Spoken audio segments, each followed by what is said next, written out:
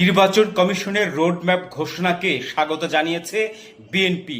বাকি সব দলগুলো অখুশি এবং গভীর উদ্বেগ প্রকাশ করেছেন। দর্শক, আপনারা নিশ্চয়ই জানেন যে গতকালকে জাতীয় নির্বাচন কমিশনার সিইসি নির্বাচনের রোডম্যাপ ঘোষণা করেছে। ত্রয়োদশ জাতীয় সংসদের নির্বাচন আগামী 2026 ফেব্রুয়ারির 12 তারিখ অনুষ্ঠান ঘোষণার কথা উল্লেখ করেছেন। এতে বিএনপি স্বাগত জানালে বিএনপি আনন্দ খুশি মিছিল করলেও সবগুলো দল কিন্তু বেখুশি এবং তারা এতে সন্তুষ্ট হতে পারেননি।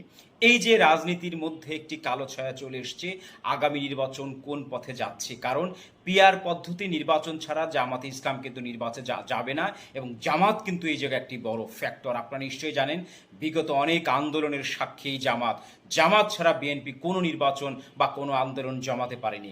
এই জায়গা কিন্তু জামাত ইসলাম একটি বড় ফ্যাক্ট।